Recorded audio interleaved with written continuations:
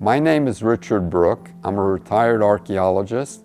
I used to work for the largest United States land managing agency called the Bureau of Land Management, and I was an archaeologist. But most of my career I spent working in a bureaucratic position in the Washington, D.C. office.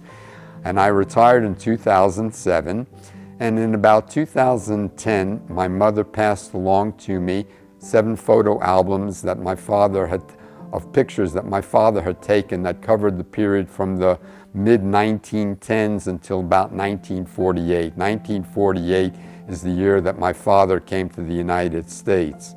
So I retired, like I say, in 2007, and I started to study those pictures. And I had the good fortune when I first started to examine these pictures that an elderly friend of my father was still alive. And while my father was very good about labeling his pictures, there were many people that he hadn't identified that this elderly friend of the family was able to identify for me. So my father, when he worked, he was briefly a dentist. He was Jewish, of course. He was briefly a dentist in the free city of Danzig, in a small town called Tegenhof, which at the time was German-speaking town. There were lots of Mennonites there.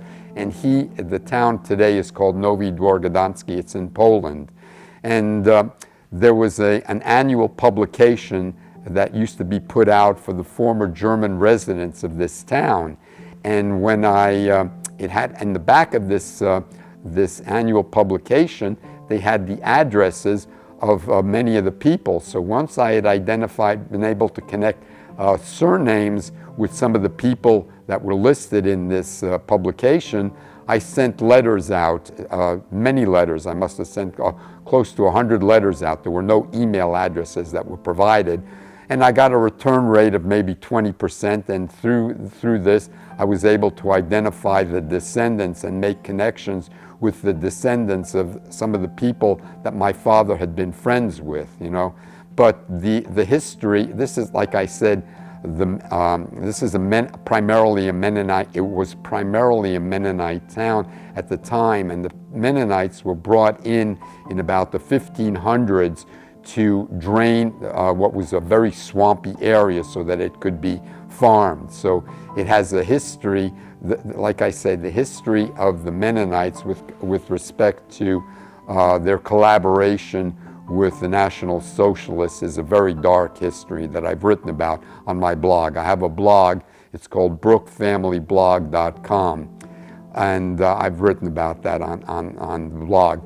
But getting back on point, my father was forced to shutter his dental practice in about April 1937, and by March of 1938 he had left Germany and he was headed to his sister. His sister lived in Fiesole with her husband. Her husband, Dr. Franz Müller, my aunt's name was Suzanne Müller, born Brook. They came here from Berlin in 1935, and they lived at the Villa Primavera on Via Salviatino from about what I figure 1935 to 1938. And so this is where my father was headed when he left Germany.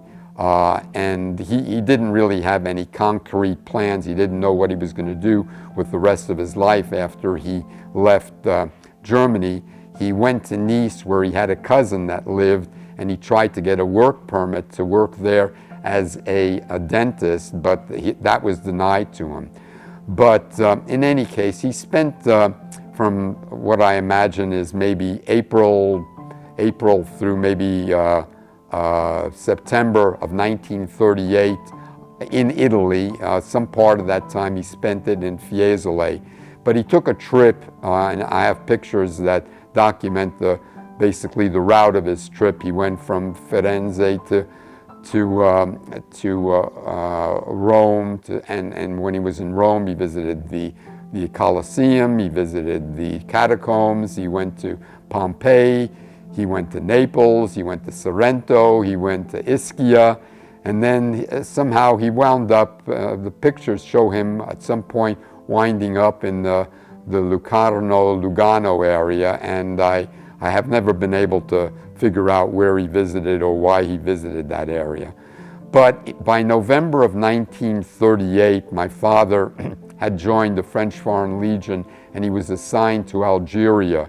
And he was in Algeria from, longer than this, but from November 1938 until November 1943. It was a 5-year enlistment period.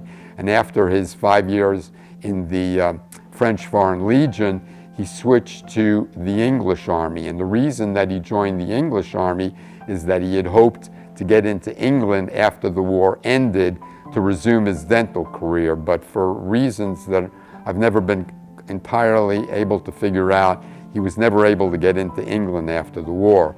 So he returned to Nice, France. Nice, France is where he had gone to try to get a work permit to work as a dentist. But instead of working there as a dentist, instead of getting a permit, the French wouldn't give him a permit.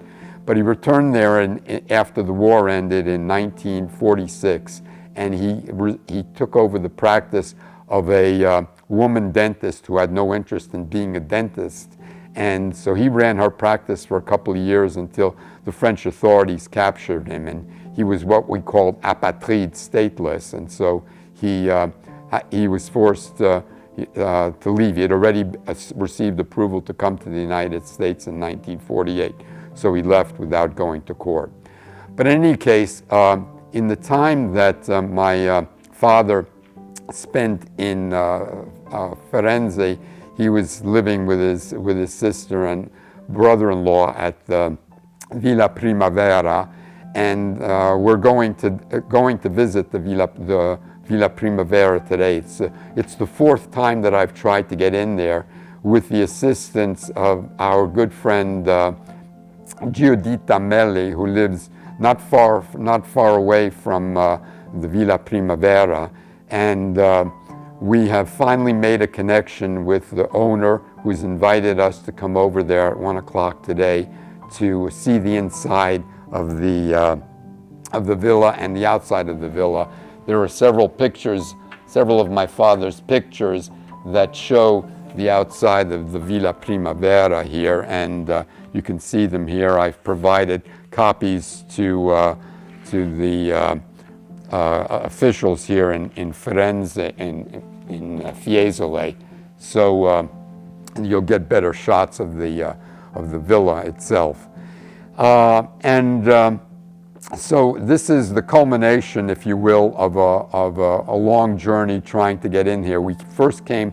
I had been to Florence before 2014, but in 2014, my wife and I spent 13 weeks driving everywhere from northeast Poland all the way to southern Spain, visiting places associated with my family. In 2014 is when we met Giuditta, and it's also when we came to the archives here in Fiesole, and we met Lucia Nadetti, who was very, very instrumental in identifying and providing me copies of the historic documents. At the time that visitors came to the Villa Primavera, which incidentally was run as a bed and breakfast for a period of time. My aunt ran it as a bed and breakfast in collaboration with a Jewish woman who originated from Austria. Her name was Lucia Jacobi. And anytime guests would stay at the Villa Primavera, they would have to go to the city authorities, presumably, and be, basically approved, sanctioned for being there. And my uncle would be the one, Franz Müller was his name. He would have to show up at the City Hall and sign off on the guests that were coming. And among the guests that were coming were some rather well-known ones. I've written a blog post about the guests and what I was able to figure out about the guests that visited the Villa Primavera. There's a register that Lucia Nadetti provided me that listed the dates and the time periods for which the guests were coming to visit and staying. And so I wrote a blog post in terms of what I could figure out about the guests who had come. Fortunately, many of them survived, but there were a few, like my aunt, who did not survive, who died in the Holocaust. And my aunt's story, as far as that goes, is she was forced to leave Italy in September or October of 1938. My aunt's husband, Franz Müller, was 33 years older than my aunt. My aunt was born in 1904. Her husband was born in 1871, and he had had 2 children by an earlier marriage. His son had already come to the United States earlier in the 1920s, but his daughter had married a man who owned a fruit farm in the department Var in a town called Fayence in France. And so that's where they went, and they lived in Fayence, France from about 1938 to 1942. And then on August 24th of 1942, my aunt Suzanne was arrested by the Vichy France and deported to Drancy, the collection point outside of Paris, and then from there taken to Auschwitz and never heard from again.